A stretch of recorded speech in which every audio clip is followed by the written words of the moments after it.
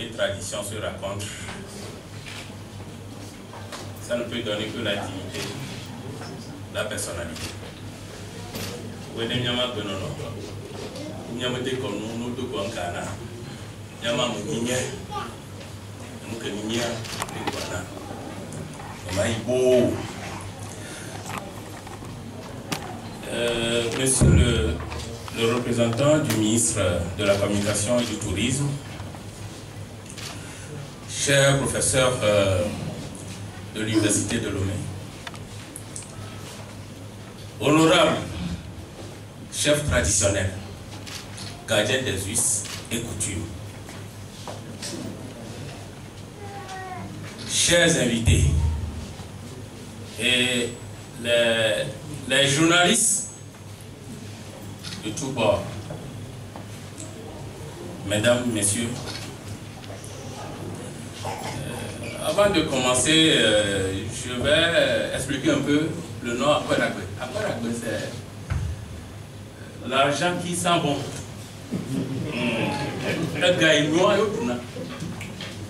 L'argent qui sent bon. Nous devons manger à la sueur de notre front. C'est ça, Akweragbe.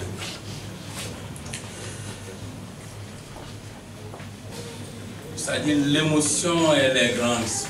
Parce que je ne m'attends pas à ce changement public. Je ne vais pas faire un discours, mais nous allons échanger. On dit souvent, c'est un auteur, un grand auteur, il s'appelle Sédou Badian. Et dit, le séjour dans l'eau ne transforme jamais un tronc d'arbre en crocodile.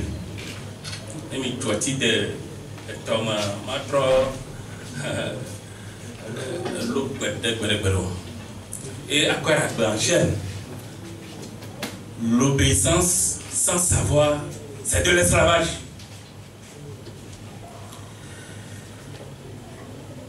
Togo, il y a un badine. Il y a un oumi, un oumi. Voilà, il y a tout la verbe. Mesdames, Messieurs, chers invités, l'honneur me choisit de tenir en haleine ce charmant public, préoccupé de notre dignité et de notre personnalité parmi les peuples ayant en commun ce monde en partage pour nous soutenir pour le lancement officiel de notre Feuguitrato, que nous définissons festivité, culture et tradition du Togo. Ces festivités sont bien plus qu'un simple événement culturel. Elles représentent un point de rencontre entre notre passé, notre présent et notre futur. C'est-à-dire notre avenir. Et je tiens sincèrement à remercier les uns les autres pour avoir fait ce déplacement malgré vos multiples préoccupations, vos multiples sollicitations pour honorer votre présence. Je vous remercie encore.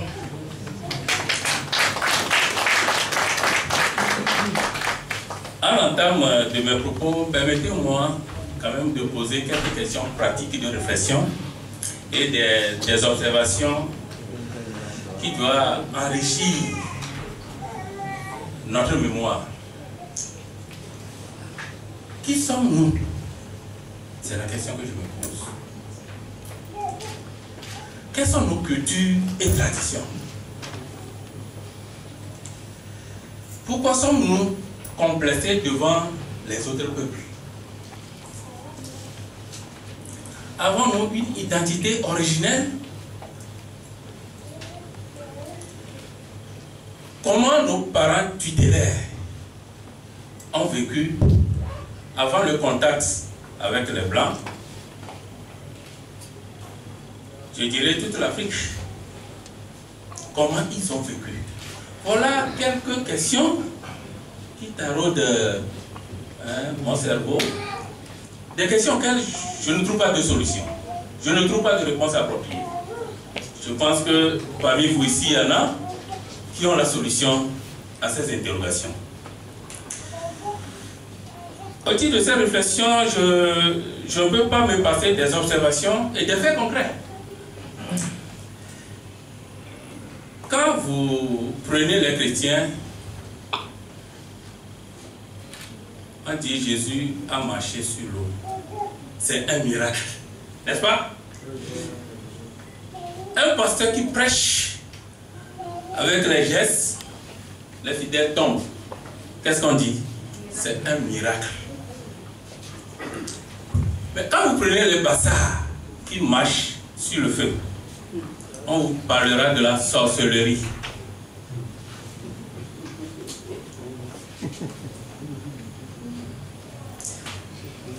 C'est un jeu de mots.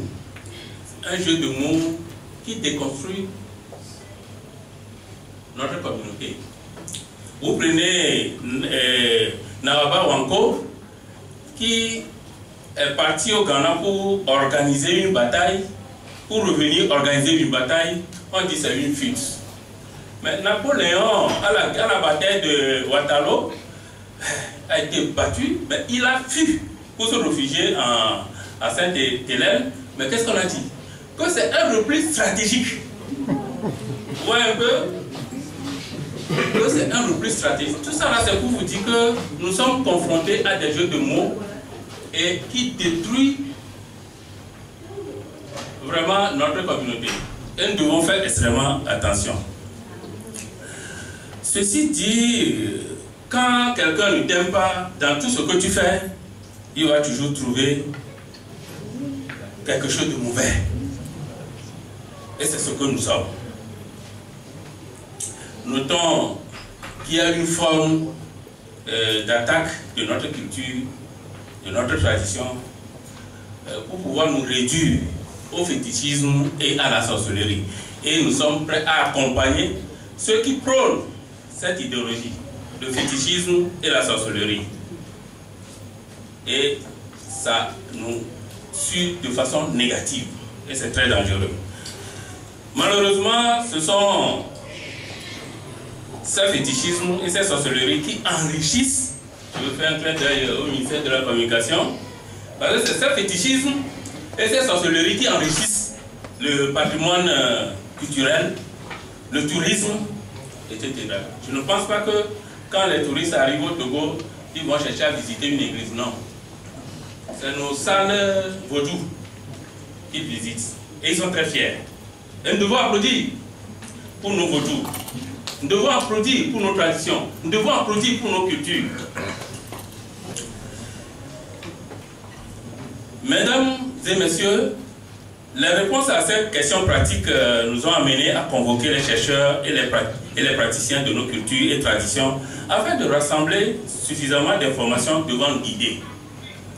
Pour en arriver, la tenue d'une assise s'est imposée les 27, 28, 29 et 30 février 2020, que nous avons dénommé FECU, travaux, c'est-à-dire Festivités, Culture et Tradition d'Anvô.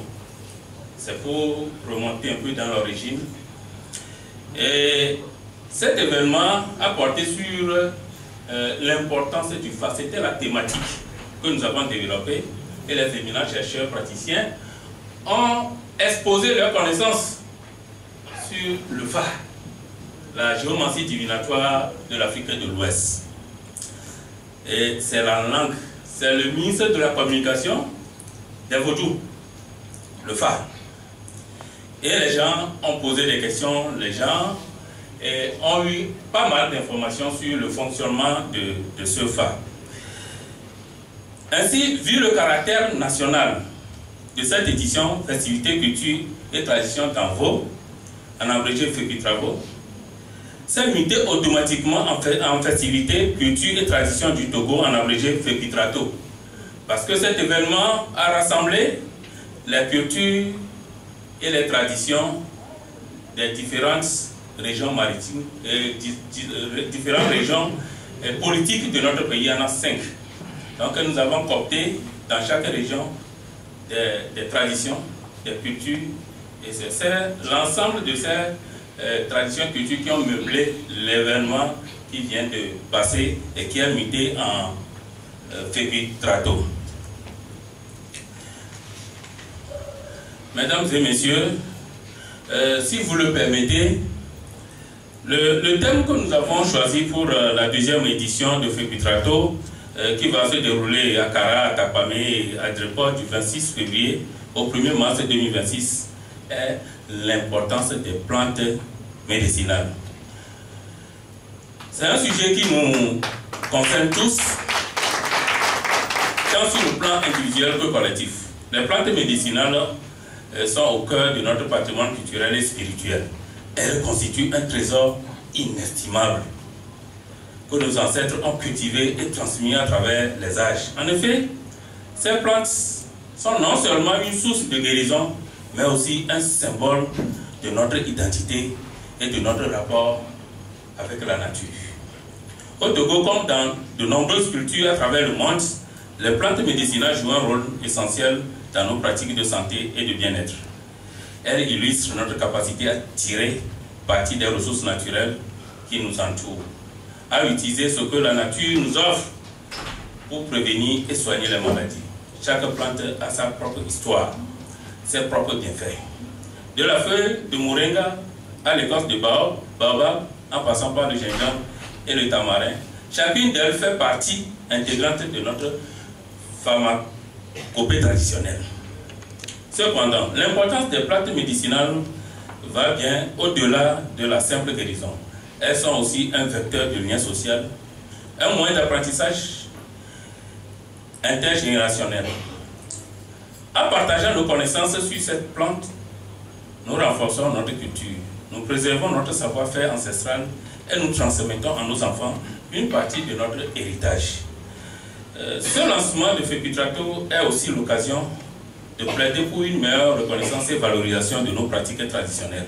Il est essentiel d'allier la sagesse ancienne à la scientificité moderne pour garantir une médecine intégrale. Les chercheurs, les praticiens de santé et les autorités doivent collaborer pour promouvoir les plantes médicinales comme des sources viables à l'échelle nationale et internationale. Ça se fait ailleurs, au Ghana, à côté ici.